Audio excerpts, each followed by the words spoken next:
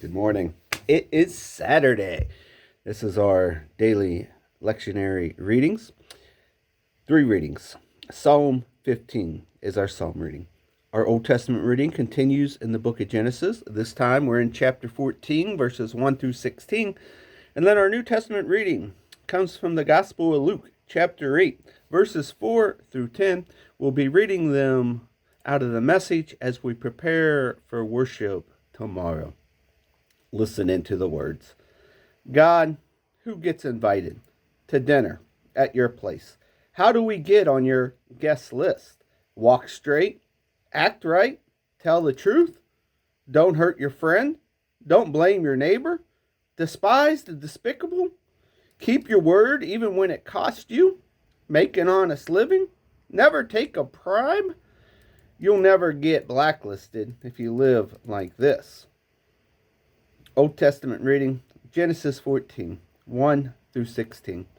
Then this, Ampharuel, the king of Shinar, Arioch, the king of Elasar, Kalanar, the king of Elam, and Tidal, the king of Goim, went off to war to fight Bera, the king of Sodom, Berisha, the king of Gomorrah, Shinab, the king of Admar, and the Shambor, the king of Zeboim, and the king of Bela, that is Zor.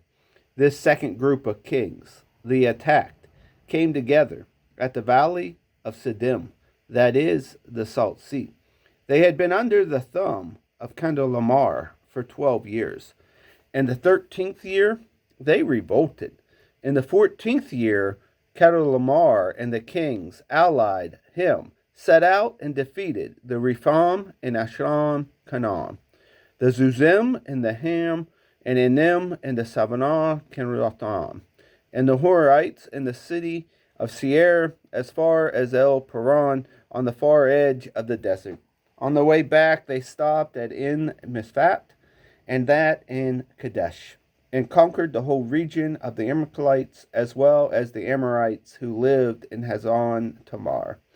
That's when the king of Sodom marched out of the king of Gomorrah, the king of Admar, and the king of Zeboim, and the king of Bela, that is, Zor. They drew up in the battle formation against the enemies of the valley of Siddim, against Kedorlaomer, the king of Elam, Tidal, king of Goim, Amraphel, king of Shinar, and Arioch, the king of Elasar, 4 kings against 5. The valley of Siddim was full of tar pits. When the kings of Sodom and Gomorrah fled, they fell into the tar pits, but the rest escaped into the mountains. The 4 kings captured all the possessions of Sodom and Gomorrah, all their food and equipment, and went on their way. They captured Lot, Abram's nephew, who was living in Sodom at the time, taking everything he owned with him. A fugitive came and reported to Abram and the Hebrews. Abram was living at the oaks of Mamre the Amorite, the brother of Eshcol and Aner.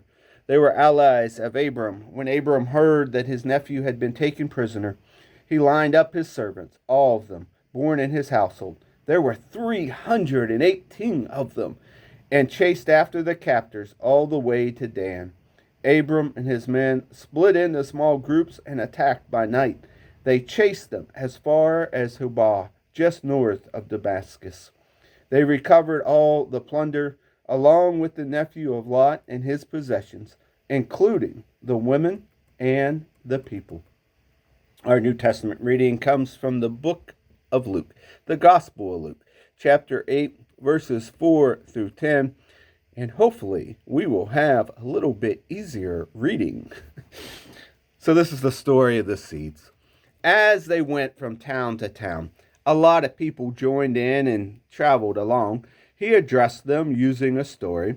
A farmer went out to sow his seed. Some of it fell on the road.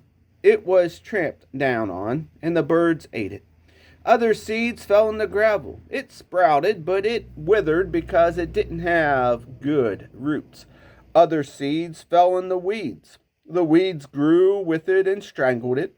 Other seeds fell in rich earth and produced a bumper crop. Are you listening to this? Really listening? His disciples asked, "Why did you tell this story?" He said, "You have been given insight into God's kingdom. You know how it works. There are others who need stories. But even with stories, some of them aren't going to get it. Their eyes are open, but they don't see a thing. Their ears are open, but they don't hear a thing." And here ends our readings for the day. God's peace and God's blessing, and I hope to see you in church tomorrow.